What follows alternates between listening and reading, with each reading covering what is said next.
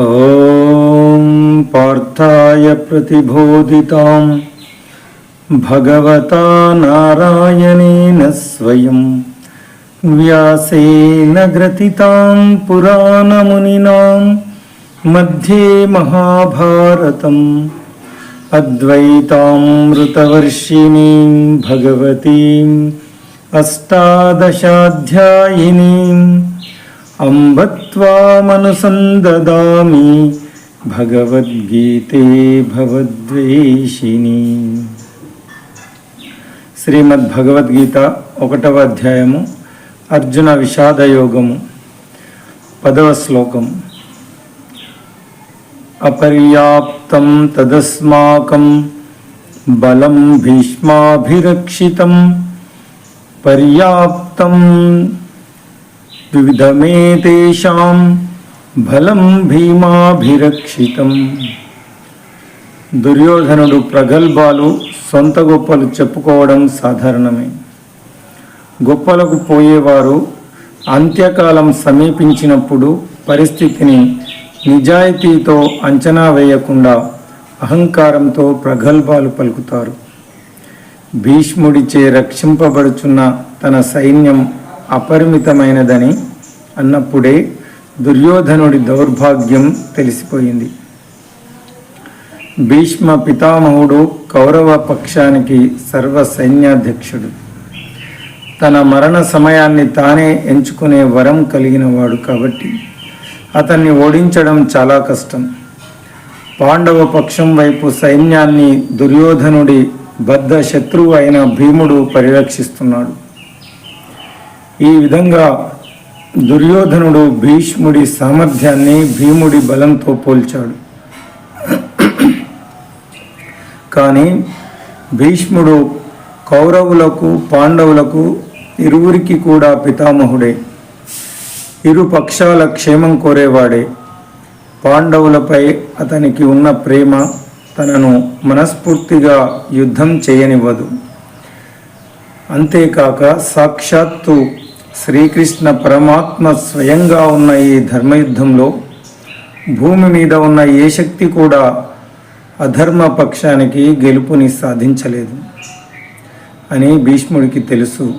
కానీ హస్తినాపుర వాసులకు మరియు కౌరవుల పట్ల తనకున్న నైతిక నిబద్ధత కారణంగా భీష్ముడు పాండవుల ప్రతిపక్షంలో ఉండి యుద్ధం చేయడానికి నిశ్చయించుకున్నాడు. కౌరవ పక్షంలో ఉన్నాడు. ఈ నిర్ణయం భీష్ముని యొక్క నిగూఢమైన వ్యక్తిత్వాన్ని తెలుపుతుంది. భీష్మ పితామహుడు తన మనవడి హృదయంలో ఉన్న భయాన్ని అర్థం చేసుకున్నాడు మరియు సహజంగా అతని మీద ఉన్న వాత్సల్యంతో అతన్ని సంతోషపరచడానికి పెద్ద శబ్దంతో తన శంఖాన్ని పూరించాడు. సాక్షాత్తు శ్రీకృష్ణ పరమాత్మయే అవతలి వైపులో ఉండడంచే దుర్యోధనుడి విజయానికి ఏమాత్రం అవకాశం లేదని తెలిసిన తన ధర్మాన్ని నిర్వర్తిస్తానని మనవడికి తెలియజేశాడు. అప్పటి యుద్ధ నియమాల ప్రకారం ఇది యుద్ధ ప్రారంభానికి సంకేతం. కౌరవ సైన్య పక్షం నుండి వచ్చిన ధ్వని సద్దుమణిగిన పిదప శ్రీకృష్ణ పరమాత్మ మరియు అర్జునుడు అద్భుతమైన రథంలో కూర్చొని ఉండి భయరహితులై తమ తమ శంఖములను శక్తివంతంగా పూరించారు.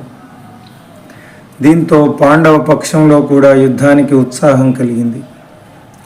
సంజయుడు శ్రీకృష్ణుడికి మాధవ అన్న పేరు వాడాడు.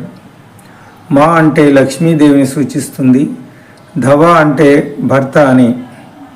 శ్రీకృష్ణుడు తన విష్ణుమూర్తి రూపంలో ఐశ్వర్య దేవత అయిన లక్ష్మీదేవికి భర్త. సౌభాగ్య దేవత యొక్క అనుగ్రహం పాండవుల పక్షాన ఉన్నదని, వారు త్వరలో యుద్ధంలో విజయులై తమ రాజ్యాన్ని తిరిగి పొందుతారు అని ఈ శ్లోకం సూచిస్తుంది. పాండవులు అంటే పాండురాజు కుమారులు అని. 5గురు అన్నదమ్ముల్లో ఎవరినైనా పాండవ అని సంబోధించవచ్చు. ఇక్కడ ఈ పదం అర్జునుడికి వాడబడుతున్నది. అతను కూర్చున్న అద్భుతమైన రథం అతనికి అగ్నిదేవుడిచే ప్రసాదించబడింది.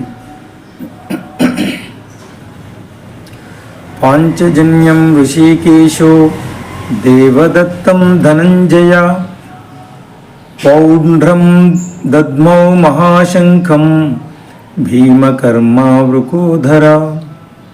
ఋషికేశుడు పాంచజన్యం అనబడే శంఖాన్ని పూరించాడు. అర్జునుడు దేవదత్తాన్ని పూరించాడు. గొప్పగా భుజించేవాడు అత్యంత కష్టసాధ్య కార్యములను చేసే భీముడు పౌండ్రం అనబడే బ్రహ్మాండమైన శంఖమును పూరించాడు. శక్తిశాలి అయిన హనుమంతుడు తన రథం పతాకం జెండా మీద ఉన్నాడు కాబట్టి అర్జునుడికి కపిధ్వజుడు అన్న పేరు ఉంది. దీనికి ఒక పూర్వ వృత్తాంతం ఉంది. ఒకసారి అర్జునుడు విలువిద్యలో తనకున్న ప్రావీణ్యానికి గర్వపడి శ్రీరామచంద్రుని సమయంలో వానరులు భారతదేశం నుండి లంకకు సేతువును నిర్మించడానికి ఎందుకు అంత కష్టపడ్డారో తనకు అర్థం కావడం లేదు అని శ్రీకృష్ణునితో అన్నాడు. తనే గనక ఉంటే బాణములతో ఒక వారధిని చేసేవాడిని అన్నాడు. శ్రీకృష్ణుడు అది ఎలా చేసేవాడో చూపించమన్నాడు. అర్జునుడు తన శర పరంపరతో ఒక వంతెనను నిర్మించాడు. శ్రీకృష్ణుడు హనుమంతుడిని ఆ వంతెనని పరీక్షించడానికి రమ్మని పిలిచాడు. హనుమ దానిపై నడవడం ప్రారంభించగానే ఆ వంతెన కూలిపోవడం మొదలైంది. తన బాణాలతో చేసిన వారధి రాముని అపారమైన వానర సైన్య బరువును తట్టుకోలేదని అర్జునుడికి అర్థమైంది. మరియు అర్జునుడు తన తప్పుకు క్షమాపణ వేడుకున్నాడు. అప్పుడు హనుమంతుడు అర్జునుడికి ఎప్పుడూ తన ప్రావీణ్యం చూసుకొని గర్వపడొద్దని హితవు చెప్పాడు. హనుమ దయాళువై మహాభారత యుద్ధంలో నీ రథంపై కూర్చుంటాను అని అర్జునుడికి వరం ఇచ్చాడు. ఈ విధంగా అర్జునుడి రథం హనుమంతుని చిహ్నంతో ఉన్న జెండాని కలిగి ఉంది. దీనితో అతనికి కపిధ్వజుడు అంటే జెండాపై వానరుడు ఉన్నవాడు అని పేరొచ్చింది. ఓం తత్సత్.